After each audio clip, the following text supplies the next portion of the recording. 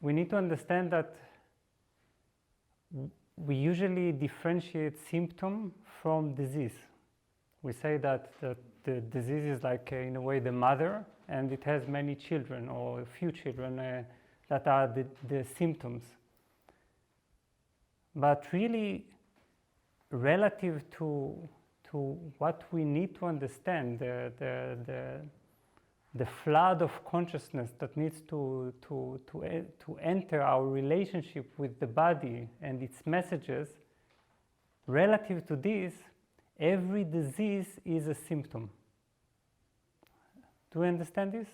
Because every disease is just like the tip of the iceberg. It's something that begins a journey, and that as soon as we like this journey, we are less likely to become sick. You see? And this is what my role today is all about, is selling you a different approach, because we have one is what we call the unconscious approach,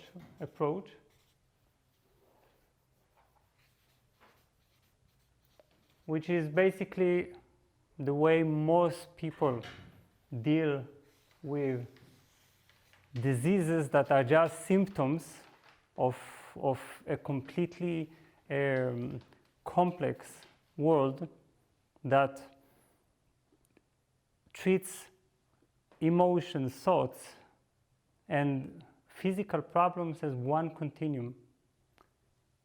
So there is the unconscious approach, and what we're going to want to begin to embrace is obviously the conscious approach. And I liked what your question, because your question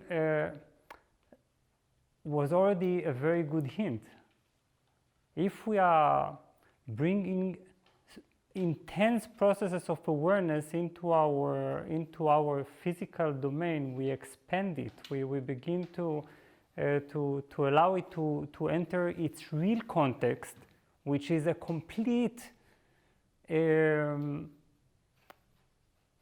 multi-layered problem or imbalance. We actually are already achieving a basic health. So the change begins there, and not when we take the remedy. You see, we are, as soon as we give the body the message, I want to learn, I'm opening up.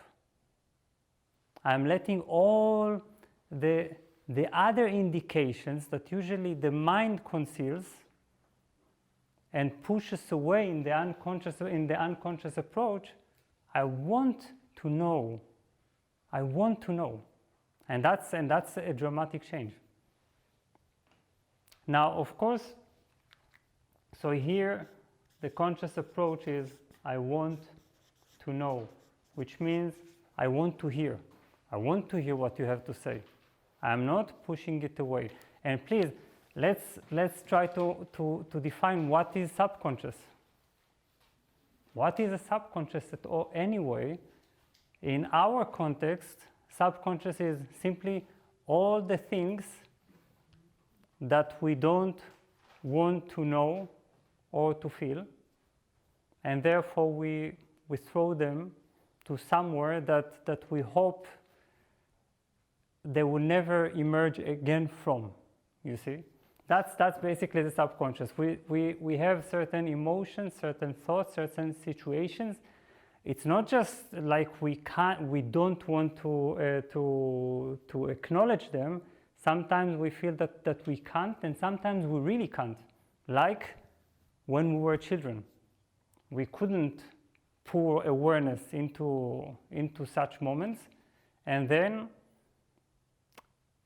if this was traumatic enough, or if the feelings and emotions were persistent enough, if the balance was ongoing, or the imbalance was ongoing, or the imbalance was sharp, strong, and shocking, this eventually will begin to take root. So in the unconscious approach, the way I'm dealing with this is, of course, looking for a certain way to relieve the symptom of the symptom. You understand? It's because if it's a dysfunctional organ, I want to relieve the symptom that the dysfunction produces, because the symptom is annoying. You see? Now, we all know when, I don't know if we all know, when we have children and sometimes they want our attention, what do they do? Parents? Negative. Yes, they begin to become negative. Maybe they fight, maybe they scream, maybe they throw something, maybe they begin to ask irritating questions over and over again. This is because the annoying is a very significant way of attention, very basic way. But in the unconscious approach, we treat the body's messages,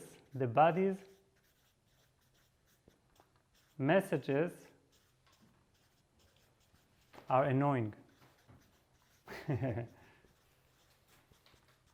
Luckily, we have so many caretakers that agree with us and are happy to help. We have medicine, but also if I go, and I'm not saying that as a form of disrespect. You know how much I'm promoting alternative pathways. But even if I go to a chiropractor just to get rid of my pain, then that's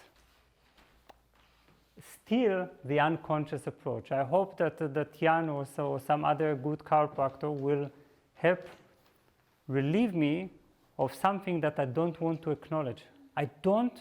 My conscious mind doesn't want to penetrate this imbalance. It doesn't want to change, not even its patterns of thoughts and emotions. And in our society, if somebody tells us, I think your problem is actually emotional, not physical, we often interpret this as an insult, as humiliation. It's like, what are you? You're saying that something is wrong with me? Come on, just treat the problem. Because the conscious mind uses, of course, its defense mechanism. It doesn't want to admit, because admitting means changing something. Changing something where is not the way of the mind. Now, the body is a sort of an unbelievable, not machine, an unbelievable master. And it's like, it's such a brilliant master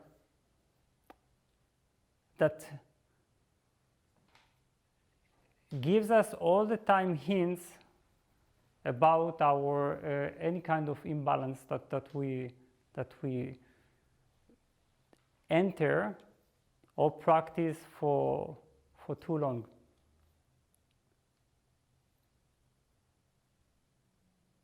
And in a way, it keeps showing us all the time how we are moving to any type of extreme. And so this is one thing that the body knows to do very well. It's like if you want to ask, do I live a balanced life? The question is, are you symptom-free? Very simple. If you're symptom-free, it means that you're balanced. Do you understand? Because it also means that you're balanced emotionally. It also means that you're balanced enough mentally. You're just aligned. You're not moving in any extreme direction.